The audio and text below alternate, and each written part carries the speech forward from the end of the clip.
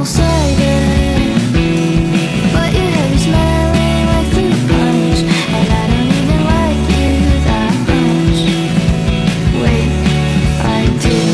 Fuck. Call.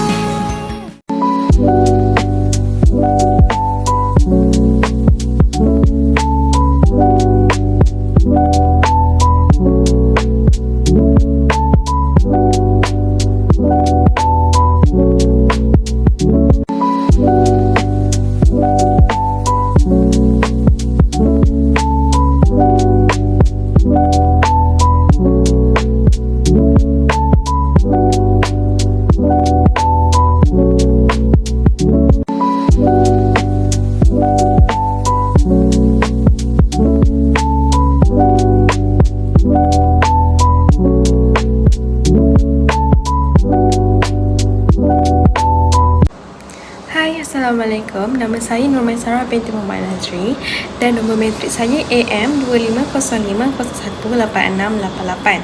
Tujuan saya membuat video ni adalah untuk menerangkan mengenai buku cerita yang saya hasilkan untuk kanak-kanak sebagai tugasan akhir bagi kursus ECC 2033 Bahasa Melayu dalam Pendidikan Awal Kanak-kanak. Baik, jadi sekarang saya ingin menerangkan tentang tajuk dan juga tema buku saya. Tajuk buku cerita yang telah saya hasilkan ialah Sehari Bersama Adik di Tadika.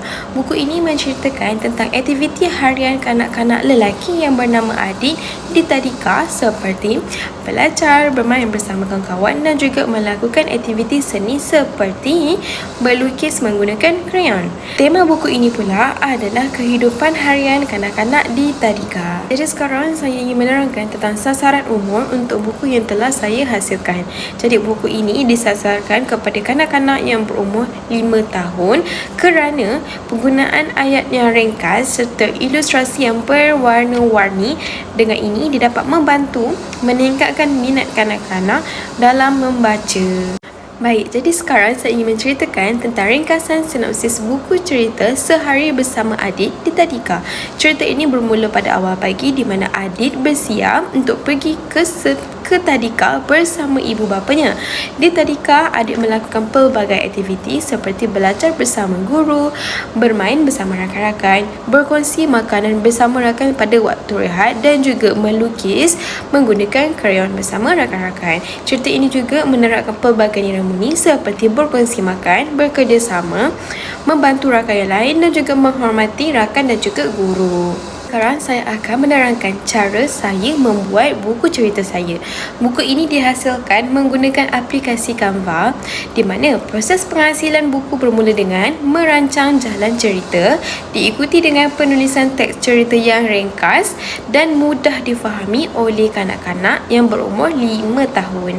Selepas itu ilustrasi dan juga elemen grafik ditambah di aplikasi Canva bagi menjadikan buku itu menjadi lebih menarik. Baik, jadi sekarang apa kepentingan buku cerita Sehari Bersama Adik di Tadika? Jadi, kepentingan buku cerita ini dapat membantu meningkatkan minat membaca dalam kalangan kanak-kanak serta menyokong mereka dalam perkembangan bahasa mereka. Selain itu, ilustrasi yang menarik juga dapat membantu kanak-kanak memahami cerita dengan lebih mudah dan senang difahami. Baik, jadi kita dah sampai ke penghujung video saya.